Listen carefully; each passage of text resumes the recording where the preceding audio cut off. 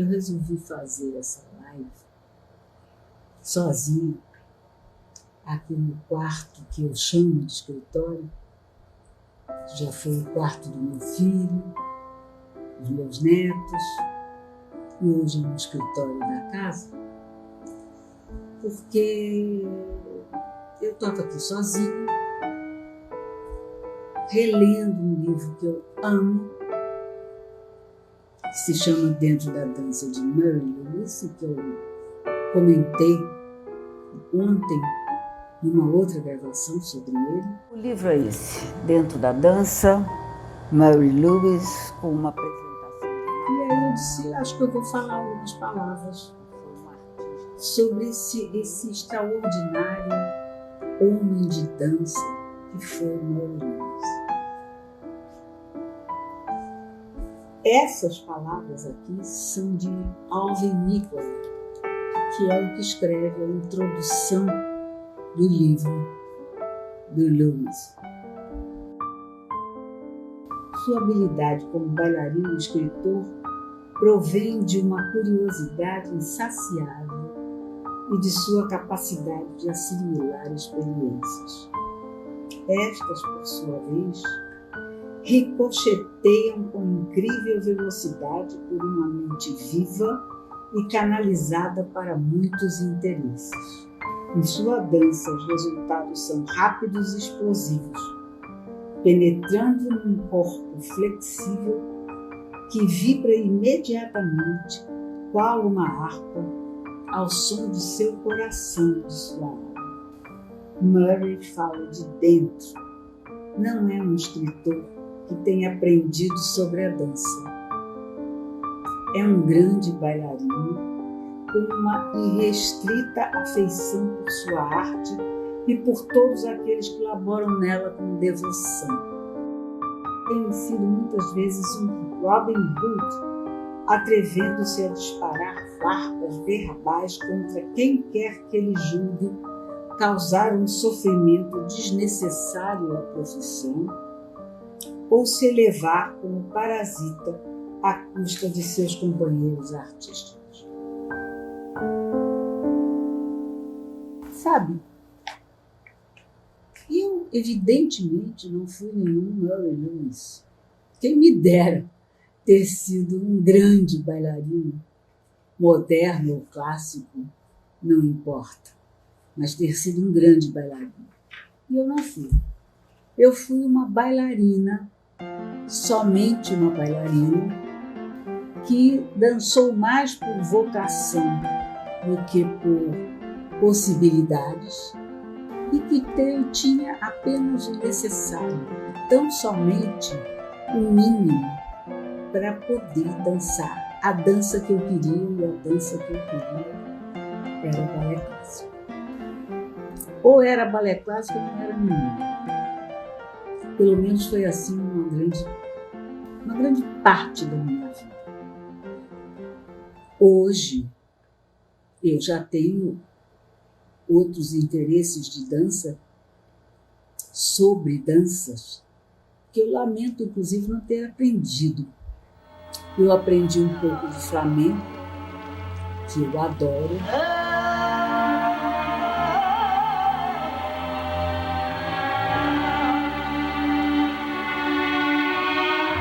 E para isso eu acho que eu teria, sim, tido mais possibilidades como bailarina, mas eu adoro tap, eu adoro street dance, que eu prefiro chamar de street dance, de dança de rua mesmo, e não de dança urbana, porque eu acho que ela vem da rua, não importa de onde, se é de cidade ou se é de um meio rural, não importa.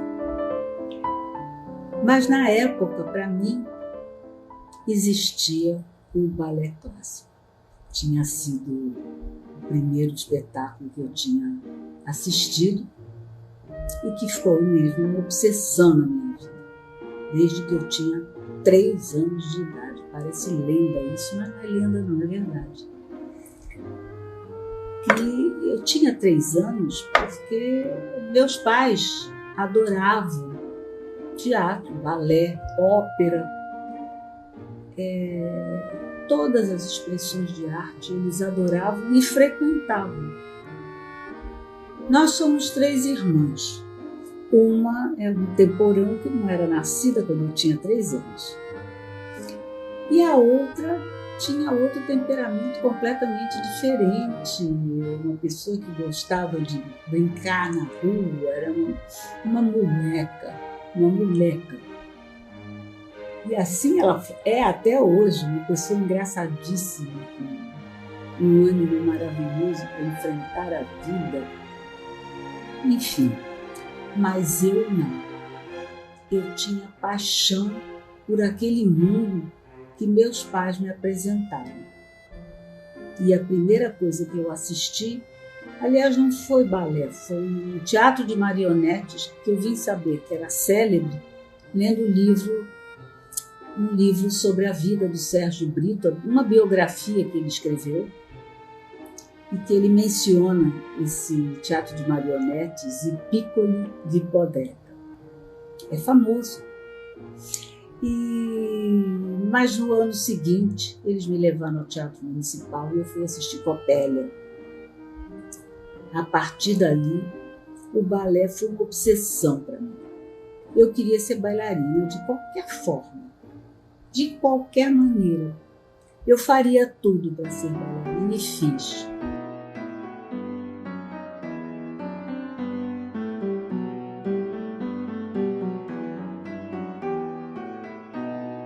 Isso me ajudou muito. Eu era uma criança com tendência à obesidade, eu me submeti a dietas, a exercícios, a ducha escocesa que eu detestava, mas eu queria ser bailarina, então eu tinha que emagrecer. E para fazer tudo isso, o balé foi um grande estímulo, porque não é fácil, criança, se submeter a essas coisas, a dieta, essas coisas todas. Então foi aí que começou o meu encanto por balé e foi definitivo. Eu comecei a estudar com uma bailarina que havia sido do original balé russo, Sandra Dickey. Depois eu estudei com uma professora argentina que eu amava demais. Não sei se era boa ou não, porque eu era muito pequena, tinha 7 anos, mas sei de uma coisa, ela criava balés com músicas maravilhosas e explicava para a gente o que ela estava fazendo e a origem daquele balé. Então ela montou para mim e para uma coleguinha, Alice Argris, querida amiga, ela montou um balézinho chamado As Duas Sombras. As duas sombras eram o amor e a saudade. Esse tema era baseado num poema de Olegário Mariano, um poeta brasileiro, carioca, que hoje ninguém mais sabe quem é. Mas, enfim, eu fiquei sabendo, porque ela me disse, que era um poema de Olegário Mariano. E um poema é escrito por um poeta. Foi a primeira coisa que ela comentou. Em seguida, ela escolheu um compositor para fazer, para coreografar o tal balézinho. E esse compositor era Liszt. E ela então me disse que esse compositor era húngaro e que se chamava Franz Liszt. E que ele era um compositor muito popular na época dele e que quando ele estava na Hungria, ele costumava tocar as czardas. Czarda é uma dança húngara, ele fez várias, do lado de fora das tabernas, porque a czarda é de origem das tabernas mesmo. É uma dança popular da Hungria. E o nome dessa composição era um nome complicado. Sonetos de Petrarca. Bom, sonetos, tudo bem. Eu já sabia que eu podia atribuir a um poeta. Mas Petrarca, o que era isso? Mas eu já tinha muitas informações nessa altura. Já sabia quem era Liszt, já sabia quem era o Olegário Mariano, já sabia o que era um poema, o que era Chardas. E eu fui para casa contar a história de que eu ia dançar, bastante entusiasmada. E aí eu perguntei ao meu pai, pai, o que é Petrarca? E ele me deu uma resposta muito simples, mas que eu fixei e fui pesquisar mais tarde, porque eu tinha essa curiosidade do Murray Lewis, essa curiosidade, essa necessidade de saber as coisas, eu sempre tive. Ele então me disse: Petrarca foi um poeta latino que viveu na pré-renascença. Isso eu não vou te explicar porque é um pouco complicado. Quando você crescer, você vai saber que período da história foi esse. E que se chamava Petrarca. Ele tinha uma musa para quem ele compunha os poemas, e essa musa se chamava Laura. Pronto. Essas explicações foram suficientes para minha curiosidade de criança. Mais tarde, evidentemente, eu não me conformei só com aquilo e fui procurar quem era Petrarca. Ou seja, primeiro que tudo, não é o que era quem era. E assim transcorreu minha infância. Depois da Dina Nova, eu fui estudar com a Nina Verginina. A Verginina era, na época, uma das 3 maiores personalidades do mundo ocidental. Ela era considerada uma das 3 maiores bailarinas do mundo, porque ela foi a criadora de balés sinfônicos de Leonid Massine, era a primeira bailarina do original balé russo, ao qual pertenceu Dona Tânia, Tatiana Leskova, e ela também foi a criadora de um estilo de dança moderna que era dela, que era pessoal. E eu então fui fazer aulas com ela sob recomendação da minha professora. Depois de algum tempo, pouco tempo, ela pediu para falar com meus pais, conversar com eles. Chegou para eles e disse com uma ética extraordinária, que aliás era uma marca da figura da Virginina. Era uma mulher de uma grande sabedoria, de uma grande cultura e profundamente íntegra. E ela disse aos meus pais: olha, a aula de balé que eu dou é uma base para os alunos que vão se dedicar ao meu estilo de dança moderna. Eu acho que a filha de vocês não tem nada, não tem nenhuma inclinação pelo meu estilo de dança. E eu acho que vocês deveriam colocar num professor que pudesse encaminhá-la nesse sentido. E ela me encaminhou, então, para Tatiana Leskova, com quem eu fui estudar a partir dos 10 para 11 anos e com quem eu estudo até hoje. Né? E assim, eu segui assim, esse fascínio pelo balé, fazendo aulas com Dona Tânia, que era uma professora rigorosa, mas não tinha nada dessa lenda de que batia com a varinha, nada disso. Simplesmente ela passava e dava um tapinha no bumbum. Colhe o popô, tá com o popô arrebitado, não pode. Abaixa o ombro. Ela não estava batendo em ninguém, ela estava lhe dando atenção. ela estava lhe orientando, me corrigindo, porque ela era uma grande mestra. Era e é.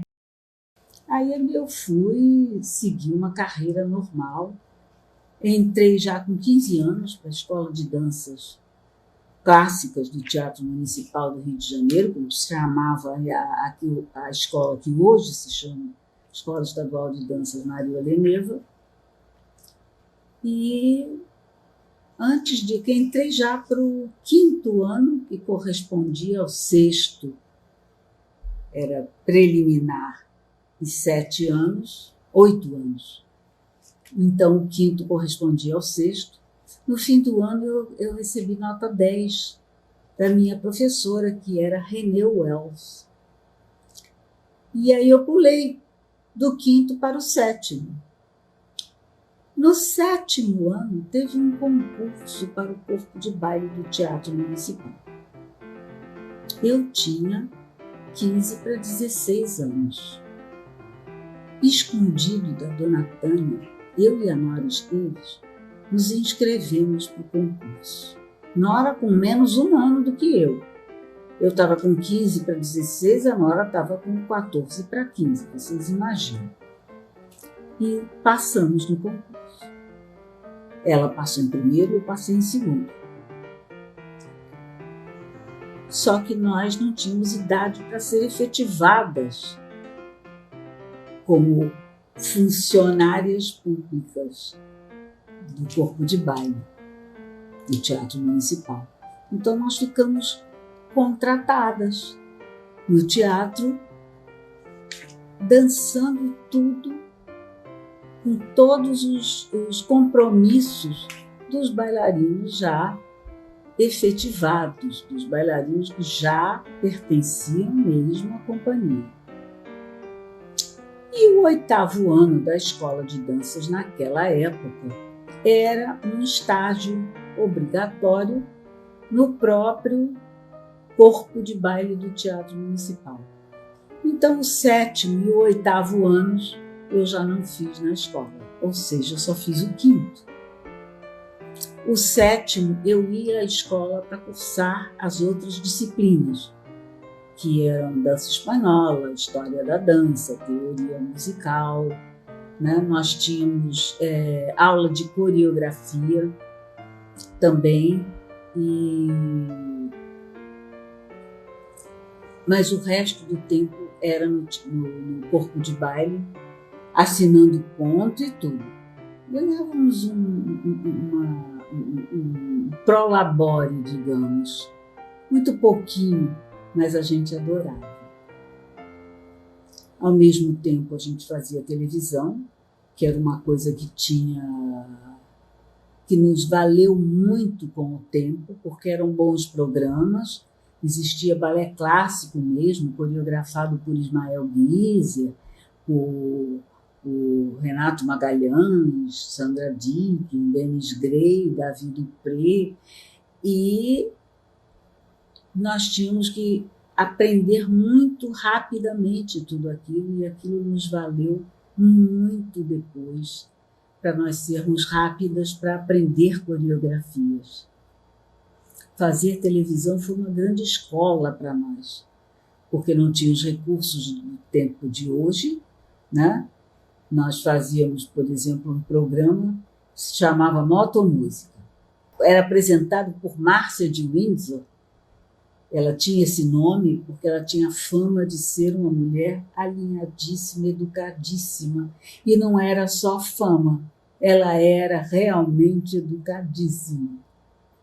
A Márcia de Windsor, nos dias de videotape, no estúdio, que não acabava nunca, às 6 horas da manhã, a única pessoa que estava arrumada, bem sentada, tranquila, linda como ela era Márcia de Windsor. Ela era realmente de Windsor. Ela era uma princesa.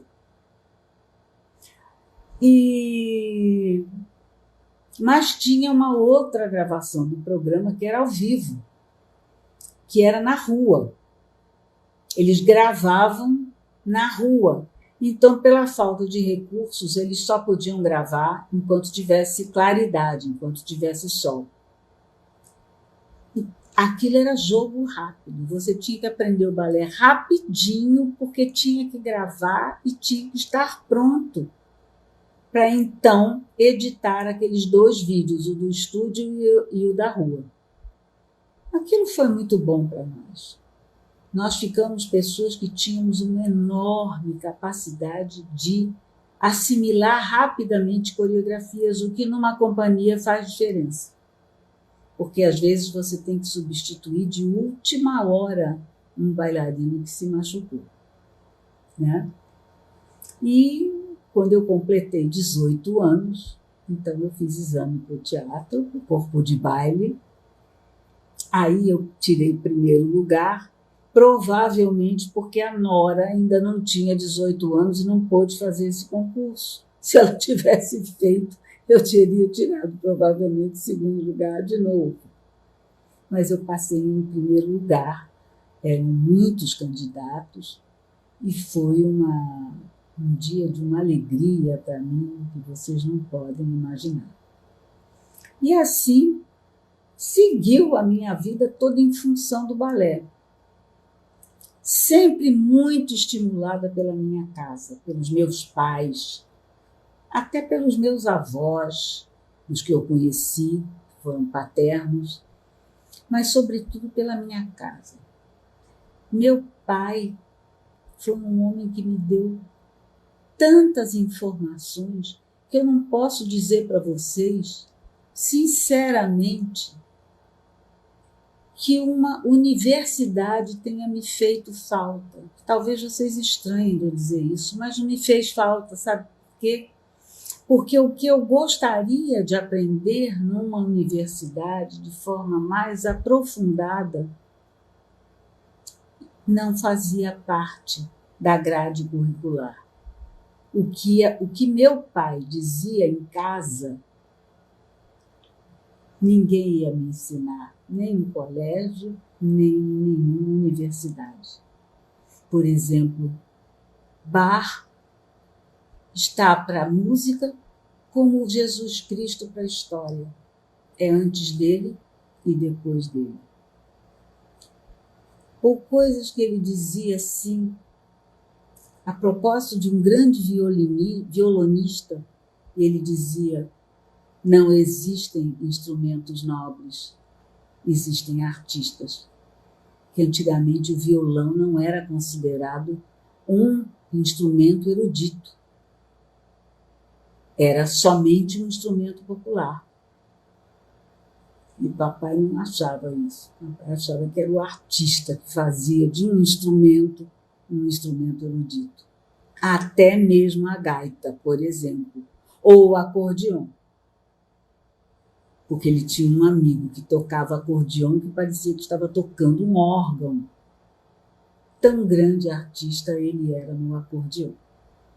Então, essas coisas, essas observações que ele fazia sobre Shakespeare, que essa era a formação dele verdadeira, era literatura, eram preciosas. Quem ia me dizer essas coisas?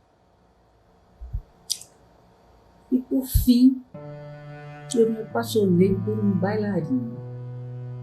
bailarino clássico, 18 anos mais velho que eu, que não tinha onde cair morto e que cansou de dizer para mim, eu achava que eu nunca ia me casar porque quem ia me aceitar como genro? Que pais me aceitariam como marido da filha? E eu dizia para ele, os meus. E os meus pais ficaram numa felicidade quando eu fui comunicá-los que eu e Eric íamos nos casar. Vocês não podem imaginar.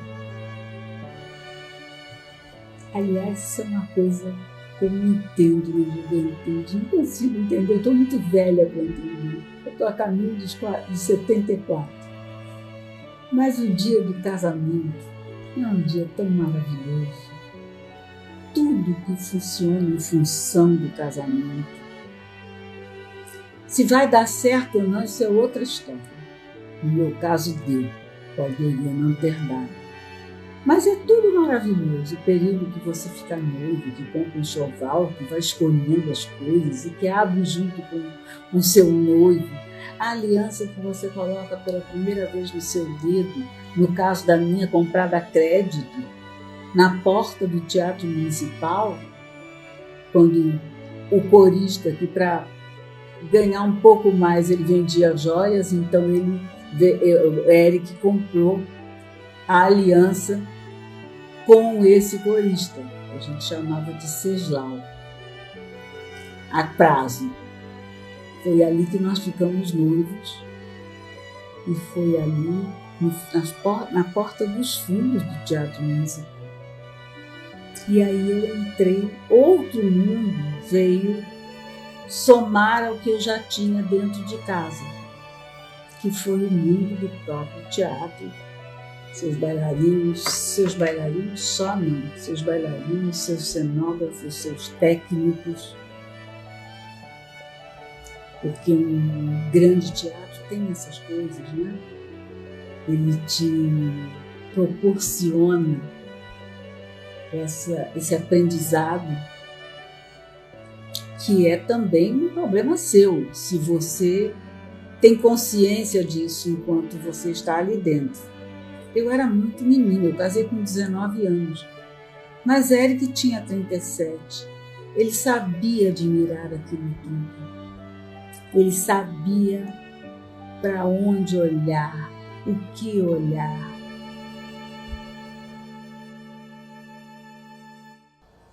Enfim, toda a minha vida foi vivida em função do balé.